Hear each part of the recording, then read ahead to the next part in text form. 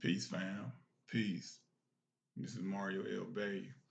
I'm here today. I want to discuss a few issues that's going on in the conscious community. I've been seeing a few things, so I just wanted to speak about a few things. It's been on my mind, so now is the time, and this is the best time for me to discuss it. Um, it's basically how brothers playing the victim role and how they live in the past.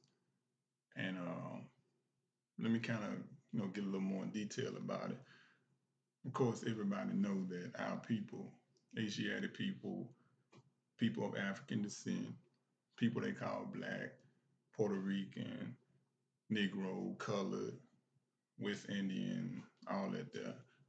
We've been in captivity, slavery, forced servitude, all of the above. It's nothing new. All right. Now, you have some people that continuously live in the past and play the victim role. I've heard, numerous terms, post-traumatic slave syndrome, all that there, right? Now, my thing is this. It happened, the physical slavery, yeah, it happened. It still happens, to a certain degree with the prisons. I mean, the labor force. It is what it is. But my thing is this. We need to stop playing the victim role. Y'all know who I'm talking about. Need to stop playing the victim role and get out of that past. Because real men, they don't live in the past. How can you move forward and plan for your future and your family if you continuously live in the past? So if the shoe fit, word, you hear me? All right, I'm gonna say it like this. When I got on the information, the conscious information, well, let me come back a little bit. When I was a little boy, my father, he told me a few things when I was young and it stuck with me. So let me fast forward. I got on a few information, few things. I was about 19, maybe 18, 19, something like that. And I was curious about my ancestry. I used to read all types of books. But the first thing I ran across was like, I ran across a brother that kind of introduced me to the Egyptian information, Kemet, you know, and that was love. That I was never taught that in school, and it hit home. I could feel it. I could feel it right here. So it was all good. So that stuck with me. I studied it. You know, that was the first thing. That was the first thing I learned. You hear me? Eye of Horus, uterus, fallopian tube, birth canal. The feminine principles of nature, civilization, the matriarch. All of that there. That's what I was on. You know, that was like my foundation. Um, oh yeah, furthermore, let me show you this. The red, black, and green flag, UNIA, Marcus Garvey, Black Power, 1920, Pan-Africanism. I was on all that, you hear me? Now, the reason I'm showing my tats is because I was so influenced by Kimmy. I was influenced by Black Power, you know. So I stamped it on my body for life because the Kimmy information was the foundation for me. The Black Power information was like information I received later on after I got the Kemet information. All right. Now, I'm saying that to say this. Now, these days, I'm on some more information, but that set the ground line and foundation for what I'm on now. And I appreciate the information. And another thing, let me show you this. Let me show you this. Let me show you this. Right? So, my thing is this. I'm not on here just showing tats, you know what I'm saying? I'm doing it for a reason. I'm showing them for a reason to show the information I was on, and I stamped it on my body because it was true to me, and it's still true to me. But it's certain things in life that information cannot fix in North America right now. Now let me explain. You got a lot of brothers that's out here playing the victim. They living in the past. People got homes they losing. Foreclosures. Losing their home, don't have anything else, right? Because they don't know mortgage means dead pledge. They don't know this. They don't know that the promise is dead and they're the pledge. You understand? They have no idea what contracts mean. They don't understand contract law. But y'all want to tell me about something that happened 10,000 years ago.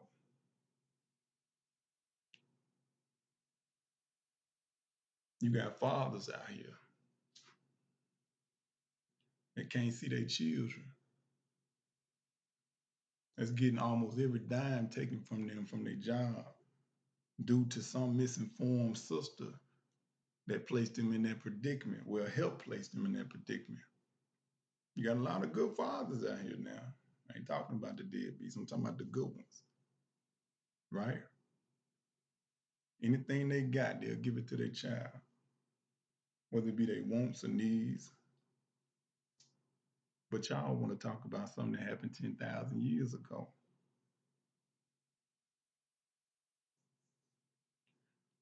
My point is this. We got a lot of issues that's going around with our people. You know, now they shoot us dead on TV, live on national TV. They shoot us down. Bah, bah, bah, bah, bah. They shoot us down, live on TV. But y'all want to talk about what happened 10,000 years ago, as if that's relevant to solving the problem that we having right now in North America. I get it. I'm on it. I got it. But how can we solve the issues that's going on right now in North America? Nobody want to talk about that. Nobody wants to talk about that. So my thing is this. I'm speaking to all the brothers that love to bring up, things that happened 10, 20, 30,000 years ago, but they have no idea how to solve economic issues, governmental issues within a community. We got brothers and sisters locked up all across the country for crimes they may have not done. Living in a cesspool, concrete jungle, belly of the beast. But y'all want to talk about something that happened 10,000 years ago. You understand? My thing is this. We blood, all of us blood. We got woolly hair. Some of us more melanated than others. We got somewhat the bone structure. I mean, we kinfolks. Whether we came from that side or we right over here, indigenous to the Americas, we all blood. Now, what kills me is this. You have now this is for the brothers and sisters that was born in the Americas. Their mother was born in America. Their mother was born in America. Their mother was born in America, their mother, and so on, right? Okay. And they keep claiming the other side of Africa, in which they're already in Africa. This is Northwest Africa, modernly called America, and I'll get into that later. Okay. Matter of fact, I'll give you a reference now. Write the Library of Congress. Ask them about the Morocco or Northwest Africa here in North America. Then you'll find out about it. Okay? I'm not giving you all the answers. You gotta get off your ass. All right? Now, for the ones that wanna say they from that part of Africa, that's cool. I'm not knocking that. That's love. Let me ask you this. When you going, are your finances right where you can get there and live a nice life? Or will they allow you to be there? Furthermore, just take your ass on back. If that's where you want to be, go. Bye. Now, the reason I'm saying this is because before you make that trip, what paperwork you need? You need a U.S. passport, right? So if you need that U.S. passport, what's that saying? That's saying you're a U.S. citizen, right? And what's that saying? That's saying that you're corporate property or property to the corporation of the federal government, which is the United States Corporation, United States of America. But y'all want to talk about something that happened 10,000 years ago. Hey, I'm on it though. I'm on it. Now check this out. I haven't seen or heard one president from any country on the African continent that has demanded the release of all African descendants in the Americas to be returned to the continent of Africa and rewarded with finances, a home, etc., etc. I haven't heard it, haven't seen any treaties, anything. So now what? What you gonna do now? So I guess they don't want you either. They don't want you either. Now what? You gonna stay in America or what? Now I got another question. Why don't they deport the people that look like me? The people that's heavily melanated with woolly hair. When they incarcerate them, why don't they just deport them to Africa? That's a question. Why don't they just deport us? Because I've been incarcerated plenty of times dealing with the law and me enforcing the law. I'm not a criminal, but I fight them. I go in on them. But again, y'all want to talk about something that happened 10,000 years ago. Okay. Now, this is Morocco. Check the references. Look into the Treaty of Peace and Friendship between Morocco and the United States, 1786. Look into it. Do your research. Check it out. Check it out, and then you will see for yourself what us Moors, what we speak about in regards to geographical landmass and how we're indigenous to the Americas. And we ain't knocking Africa. We ain't knocking the countries of Africa. We're just saying that, hey, we're indigenous to the Americas because we're Americans. And this is Morocco. Check the references. Now, again, this is Morocco. When we were overthrown by the Europeans, they did a clever trick. Well, actually what they did is this.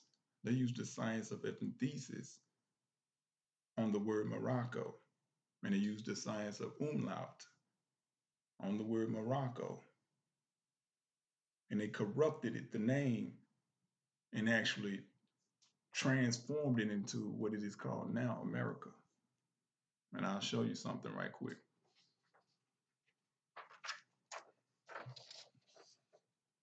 You have Morocco.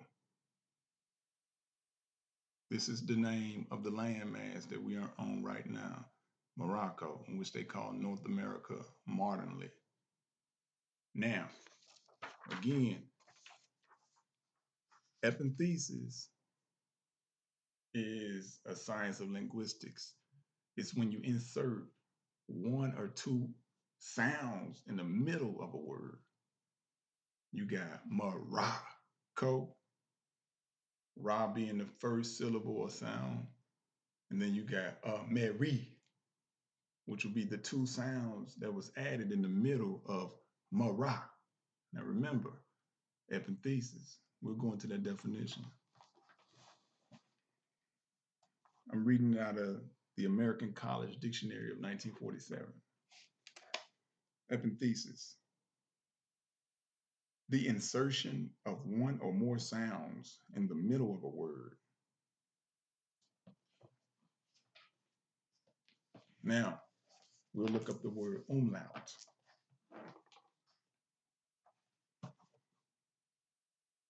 An assimilation in which a vowel is influenced by a following vowel or a semi-vowel.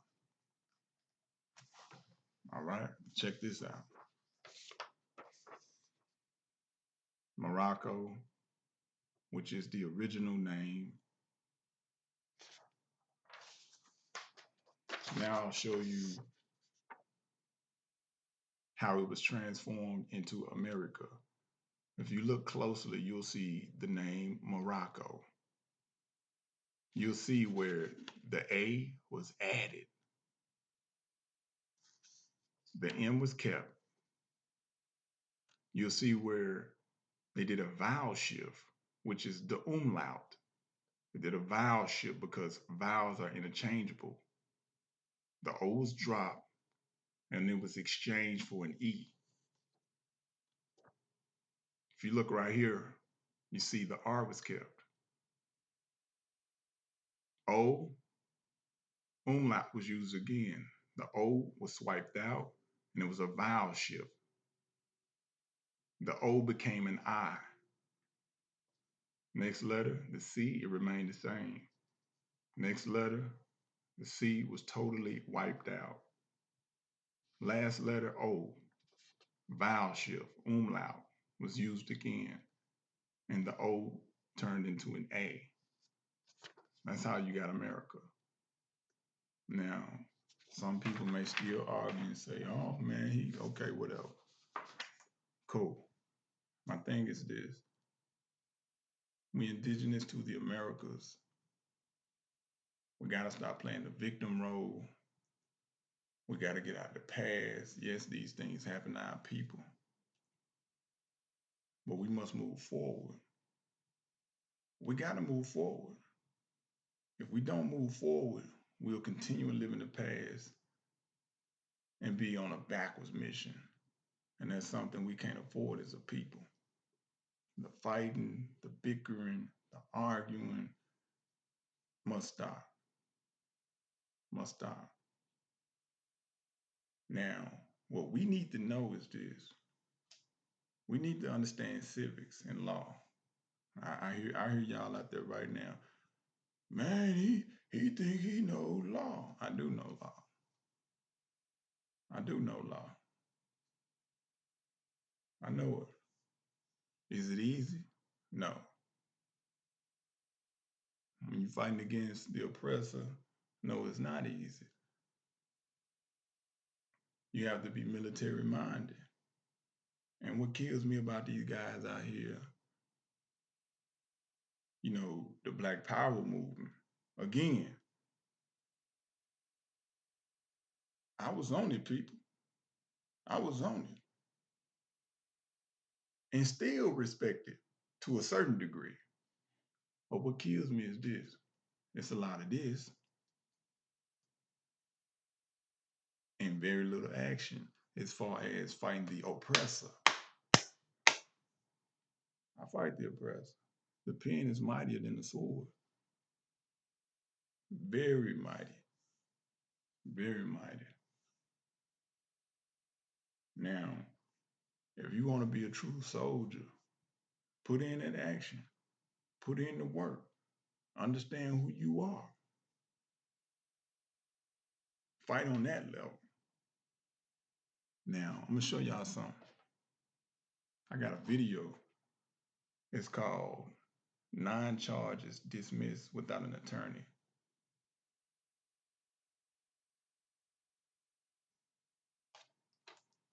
I'm breaking it down in detail and showing all the charges I beat within that category because pretty much everything I've come into, I've beaten. Was it easy? No, it wasn't easy. Did I beat it? Yes. The things I referenced, actually from the federal court, things they mailed me, things you can actually Google and look up online and see for yourselves. The things that I fought. Within the video, I'm showing and proving that I used Moorish information in regards to territorial persona and subject matter. Now, so my advice today is to all the brothers, man, get out of the past, man. Come back to the present, plan for your future. Remember, I get it. I get it. We kin folks, I get it. I get that. But at the end of the day, is that gonna help me, you, my family, your immediate family, your children, your friends get out of prison? Is it gonna help you keep your home? Is it gonna help you get out of a tax situation? Is it gonna help improve your credit? I mean, I can go on and on. But you want to talk about something that happened 10,000 years ago.